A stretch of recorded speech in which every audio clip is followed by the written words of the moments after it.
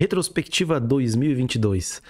Esse é o vídeo de hoje que a gente vai olhar para o ano que passou e entender o que pode acontecer para o próximo ano, o ano que a gente está hoje. Estou gravando no dia 2 de janeiro de 2023 e agora o exercício para frente, né? Para a gente projetar o que pode o ano de 2023 trazer para a gente. E, claro, desejar a vocês um feliz ano novo e que a gente tenha sucesso aí nas nossas empreitadas, na nossa jornada, com muita saúde, muita paz.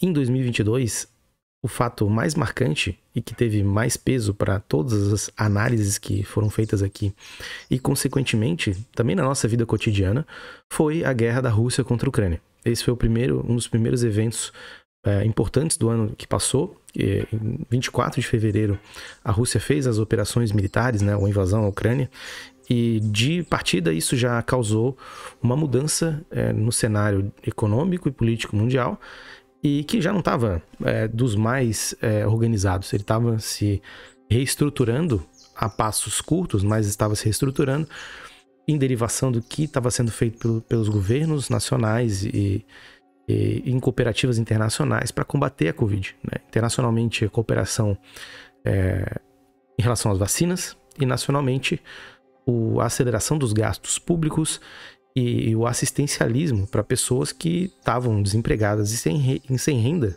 porque muitos negócios fecharam, muitas empresas faliram, muitas pessoas foram demitidas dos seus empregos e o governo precisou dar uma resposta em relação a isso, né? E com a guerra da Rússia contra a Ucrânia, o que a gente viu?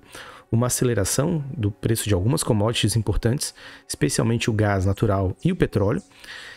E com isso, um impacto de questões que a gente não vinha vendo há muito tempo, como uma possibilidade de recessão bastante grande, acompanhada de uma inflação também bastante grande.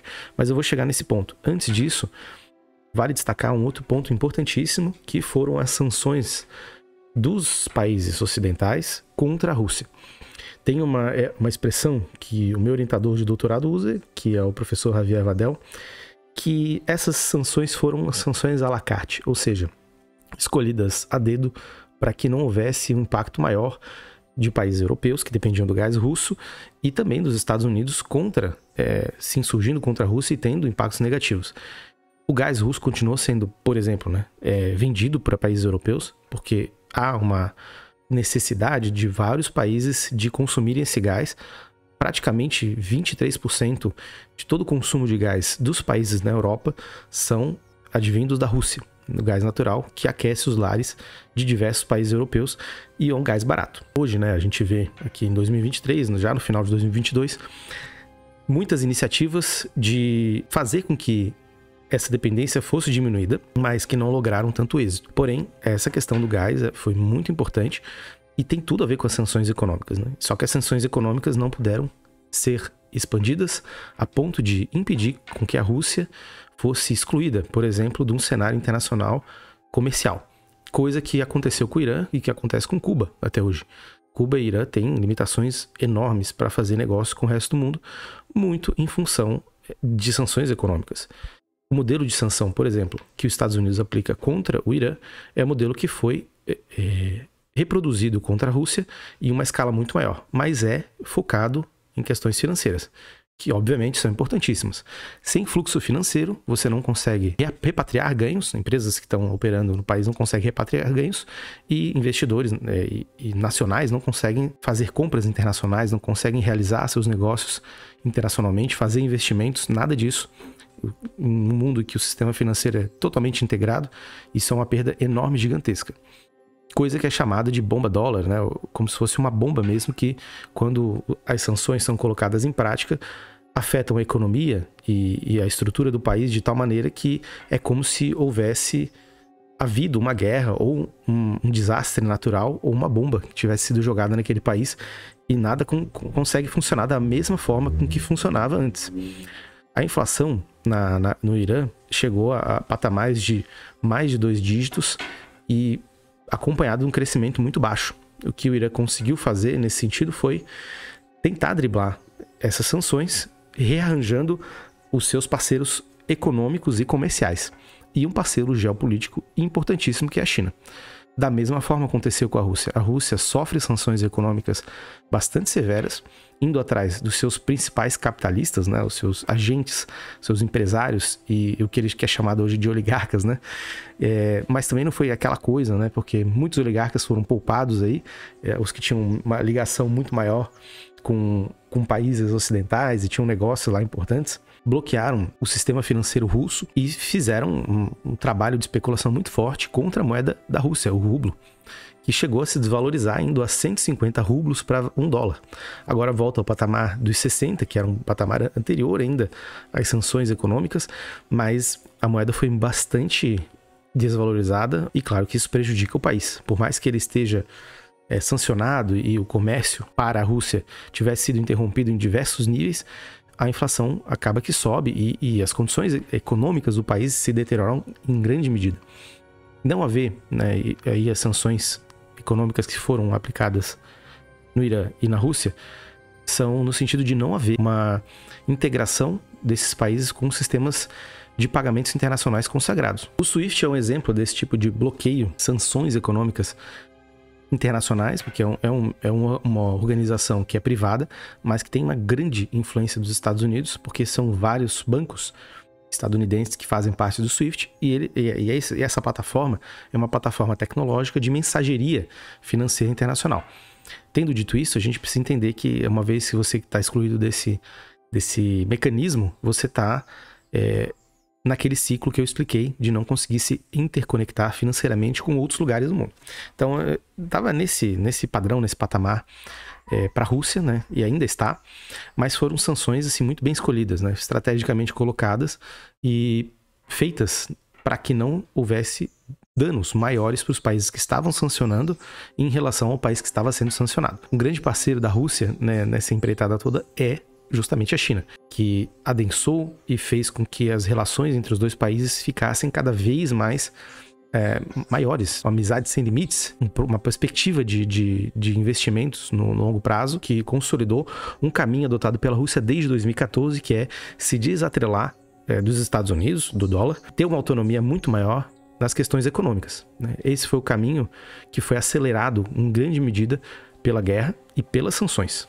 Então esse cenário está desenhado e é um cenário que, como já discuti aqui em outros vídeos do canal, é um cenário que coloca questões como a intervenção do Estado na economia e das cooperações internacionais em xeque. Isso vai fazer com que as relações entre os países se moldem, se modifiquem ao longo do tempo e que haja centros e polos de cooperação mais fortes entre países e não necessariamente uma cooperação global regida por normas internacionais compartilhadas. O que pode acontecer são cooperações daí polarizadas e com normas internacionais muito mais baseadas no bilateralismo ou no trilateralismo, coisas muito circunscritas e não há cordões comerciais gigantescos.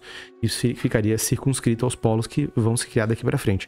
Mas a gente, olhando para a guerra da Rússia contra a Ucrânia, está desenhado isso, né? É um cenário que se acelerou muito, muito fortemente e tem a ver com algo que eu vou falar no final aí, que é a questão da globalização. Próximo tópico importante que aconteceu em 2022 foram os lockdowns na China. A política de que foi chamada de Covid-0 teve ressonância em diversos países do mundo, agravando esses problemas que eu trouxe relacionados à guerra da Rússia contra a Ucrânia. Os lockdowns eram políticas tomadas pelas províncias na China. A gente vale lembrar que a China tem praticamente 7 níveis de administração do país, né? Que vai desde as vilas, passando por distritos, indo para as grandes regiões, né? Que não há estados como aqui no Brasil, né? As grandes regiões, depois províncias, e isso tudo, né? E claro, o nível federal, né? Que seria o nível federal daqui, que é o nível que o governo ele tem uma abrangência sobre todo o território da China. Essas políticas de Covid-0 foram tomadas muito mais pelo nível provincial, que tem regiões bastante grandes da China, mas são regiões bastante heterogêneas. São regiões que têm diferentes dinâmicas econômicas, mas que são, claro, muito, muito relacionadas com Pequim, muito relacionadas com a política governamental do Partido Comunista Chinês. E eles vão se comportar e vão querer atingir os seus objetivos, né, os líderes de cada província, de acordo com uma visão que eles têm de eficiência, uma visão que eles têm de resultados positivos, e ter casos de Covid era visto como um erro, uma falha, ou mesmo um sinal de que havia uma administração falha. Nesse sentido, os lockdowns que aconteceram nas províncias, em algumas províncias, como Xangai, Shenzhen, e Xinjiang, né, que é importante, né, a região de Xinjiang, mas são lockdowns que são muito severos, eles colocam as cidades paradas por muito tempo, sem haver movimentação de pessoas, sem ter comércio funcionando na sua plenitude, e claro, né, portos, escoamento de mercadorias, né, transporte.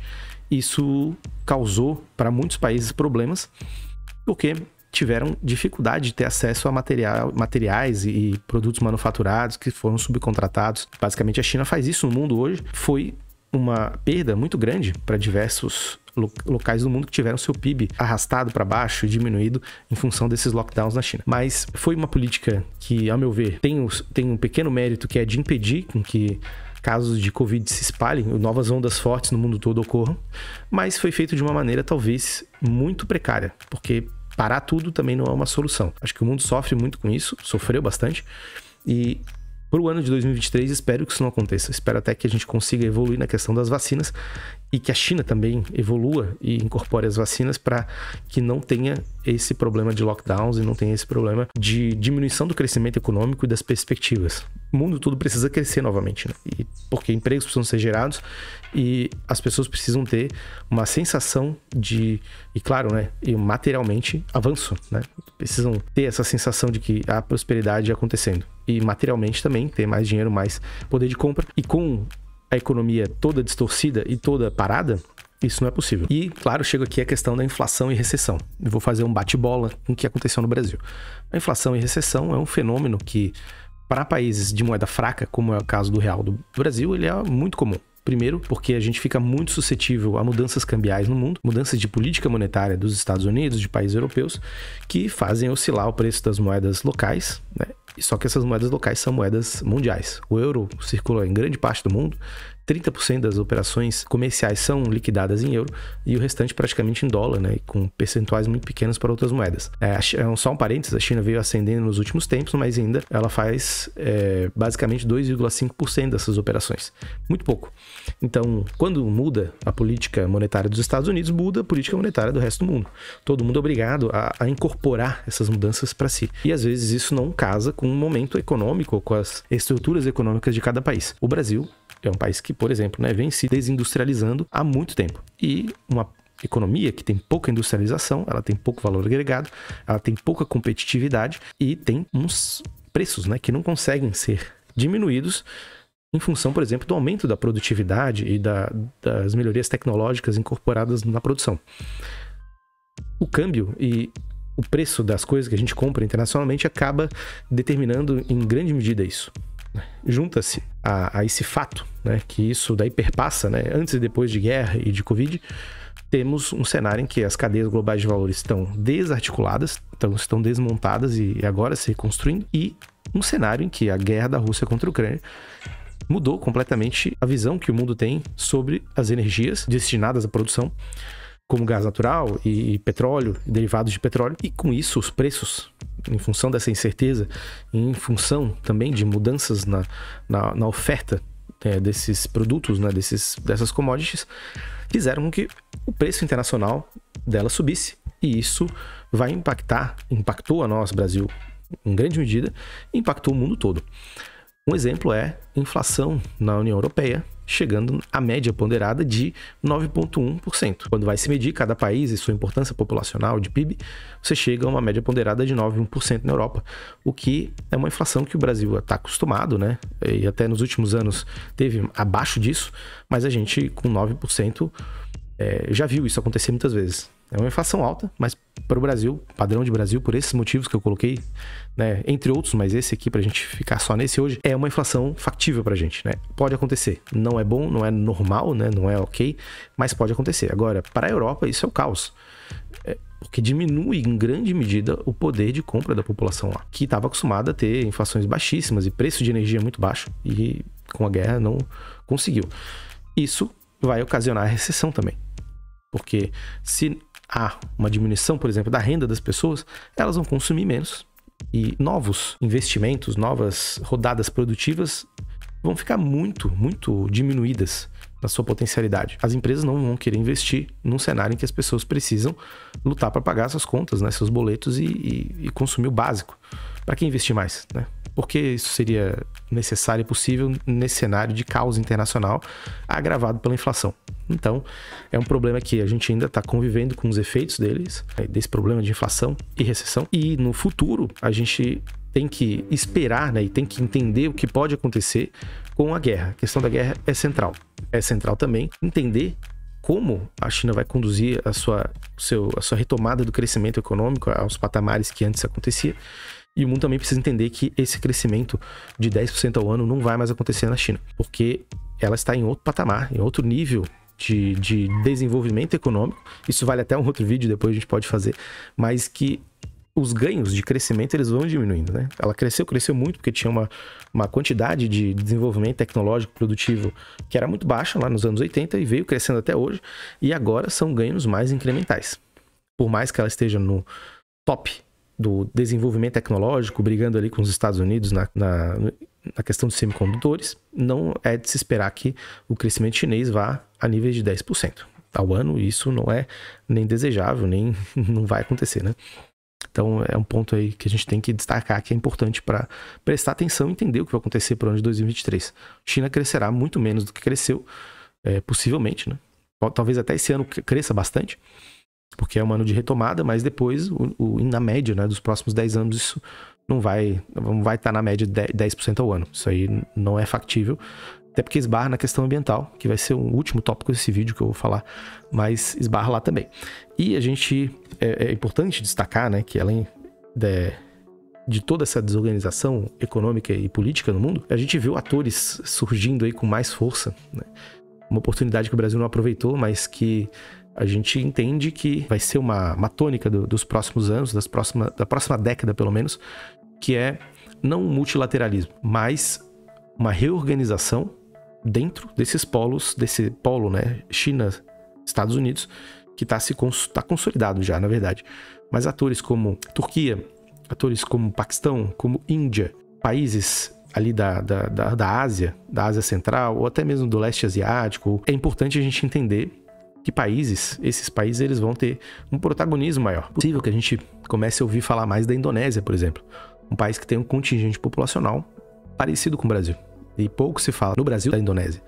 É um país gigantesco, que tem perspectivas de crescimento muito grandes, assim como o Vietnã, né, entre outros países. O ponto vamos ouvir falar de atores de países internacionais que querem mais protagonismo, inclusive o Brasil. Agora, com mudança de governo, já está dito, já colocado que vai querer tomar frente.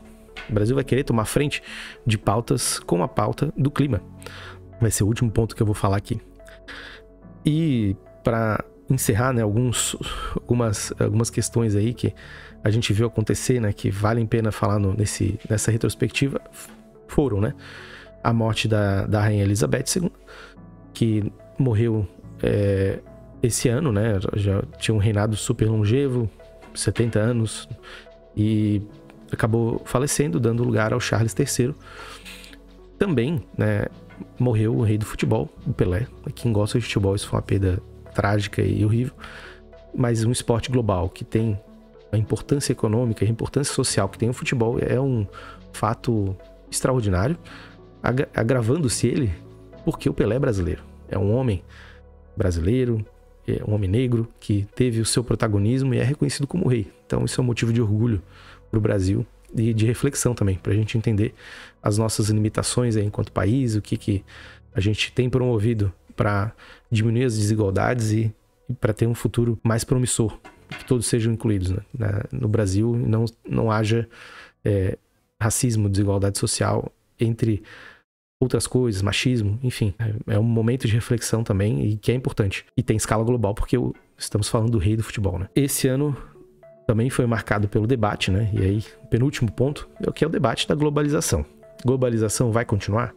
Dei aqui uma introdução, né, sobre a temática, falando aí desses dois polos que se firmam, que é Estados Unidos e China. Tem a Rússia ali também, que é um player militar muito grande, mas a guerra da Rússia contra a Ucrânia deixou as limitações da Rússia bastante evidenciadas, apesar de que há um consórcio de países ali armando fortemente a Ucrânia, mas o poder militar da Rússia é grande, é muito imponente, mas sozinha a Rússia talvez não consiga nada, e por isso ela se associa à China de maneira, claro, amigável, de maneira que projeta um futuro, uma parceria de futuro bastante promissora que os dois países vão ganhar, mas a China ainda num patamar, na minha visão, mais elevado, um patamar de maior importância internacional, e por isso deixa a Rússia numa situação aí de país associado, né, que se associa e se incorpora a essa grande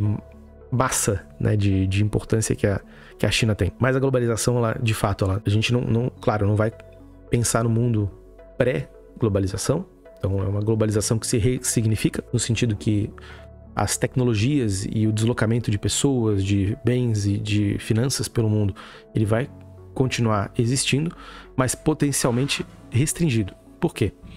A gente viu, né, nas últimas 2 décadas, os problemas que o sistema financeiro desregulado pode trazer para as sociedades. E primeiro em 2001, com a crise da bolha.com, e agora em 2008, né, agora há 14 anos, né, a gente viu acontecer a grande recessão financeira, né, a grande recessão, que era uma crise financeira causada nos Estados Unidos em função de uma especulação gigantesca feita no mercado imobiliário dos Estados Unidos. E o mundo inteiro estava navegando nessa ilha de ilusão de prosperidade e todo mundo naufragou e os efeitos aí foram sentidos por todos.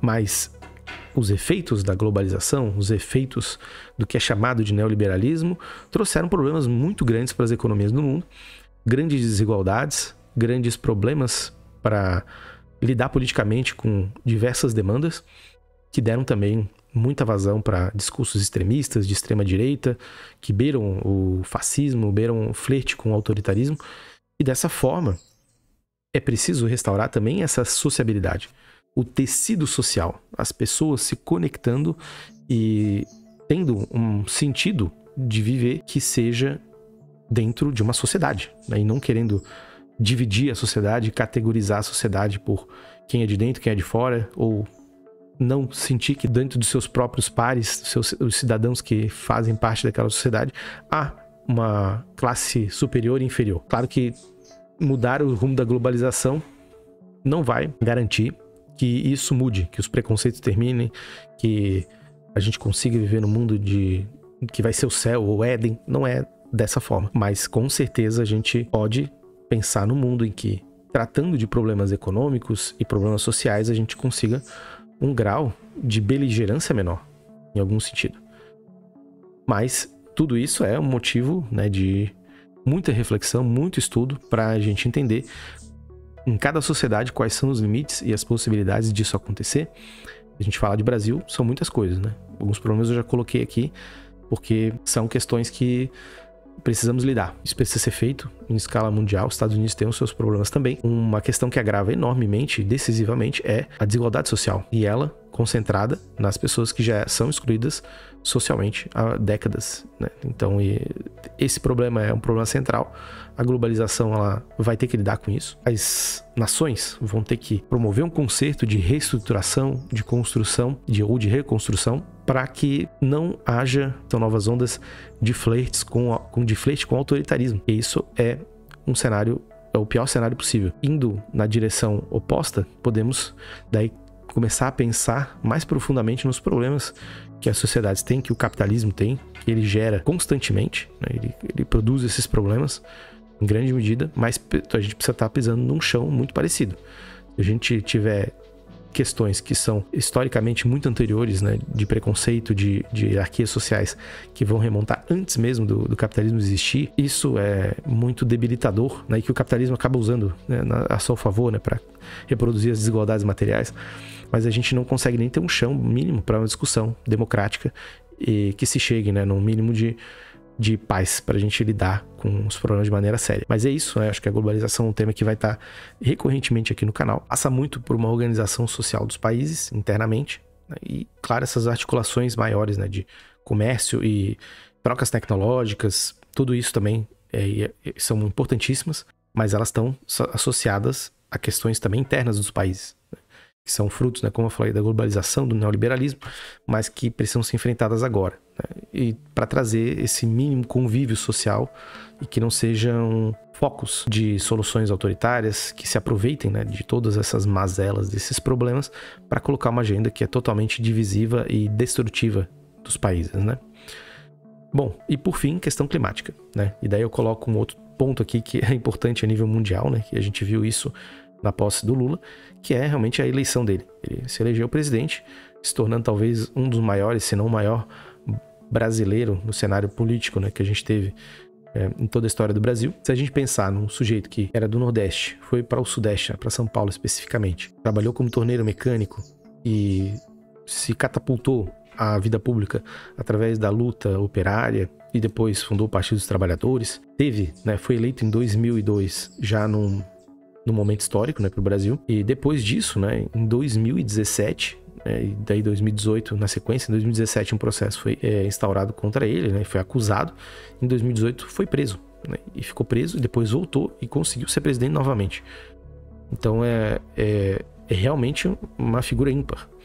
E essa figura que assume o governo agora vai também pautar o Brasil dentro de um debate que é importantíssimo, que é o debate das mudanças no clima, de toda a questão climática que o mundo precisa enfrentar, né? E discutir de novo os rumos do capitalismo, não só pela visão ali das desigualdades, a questão da renda e da destruição dos tecidos sociais, mas a destruição de fato do mundo em que vivemos, do planeta Terra. Está assim sofrendo problemas de aumento de temperatura, mudanças, né, de temperatura em alguns lugares, muito frio em alguns lugares, muito calor em outros lugares, biomas destruídos, matas sendo queimadas, muitos organismos sendo deteriorados, vivos, né, nos mares, nas faunas de todos os lugares do mundo. E a gente pode chegar num ponto que a gente não consiga reverter isso. A gente não consiga diminuir as emissões de gases de efeito estufa, gases que provocam poluição, e a gente acabe tendo que viver, né, num mundo em que não haja condições para o ser humano continuar vivendo. Seria um inferno, né? Contra isso a gente precisa lutar, a gente precisa impedir que isso aconteça e a gente precisa preservar o meio ambiente. Essa é uma pauta importante. O Brasil tem riquezas naturais de todos os tipos, hidráulicas, tem de fauna e flora, tem uma série de riquezas e a gente precisa lutar por elas, pela soberania delas e também para que haja um concerto mundial de países para preservar essas riquezas. O Brasil precisa disso e nós precisamos estar de olho nisso. Essa é uma pauta importantíssima que toca todos os países, toca questões políticas, inclusive, de países que são muito ricos e emitiram por muito tempo e agora querem impor para outros países que estão no seu caminho de desenvolvimento que façam e adotem as mesmas políticas. Precisa ser feita uma organização para que não seja injusto esse processo, mas que ele seja incisivo, que todos os países participem, que a gente consiga diminuir as emissões, principalmente dos países que já são industrializados, industrializados e desenvolvidos, né? Que não é o caso do Brasil, que é industrializado, mas se desindustrializou e não é desenvolvido, né? E claro, a gente precisa cuidar também das questões relacionadas à produção de alimentos, o agrobusiness e todo esse envolto, né, de produção agrícola, que pode ser sim muito emissor de gases de efeito estufa e precisa ser tudo bem vigiado, regulamentado para que não haja um agravamento de problemas que a gente está vivendo no mundo em função da especulação e da produção predatória de produtos agrícolas e que vão degradar o meio ambiente para favorecer pequenas quantidades de pessoas. Então esse é um desafio importantíssimo que vale a gente destacar que há eventos, né, esse ano que foram promovidos para lidar com isso, como a COP27, né, e atores que estão se movendo nessa pauta e trabalhando para melhorar as condições ambientais do mundo, como o próprio Lula, o Macron, nos Estados Unidos. De certa forma, há uma preocupação com isso, mas também precisa haver políticas efetivamente aplicadas para lidar com esse problema, e não só ficar no blá blá blá. Para o próximo ano esperamos que esses debates avancem. Mas é isso. Fica a retrospectiva de hoje e espero encontrar vocês mais vezes aqui no canal pro ano de 2023. Um grande abraço e até mais.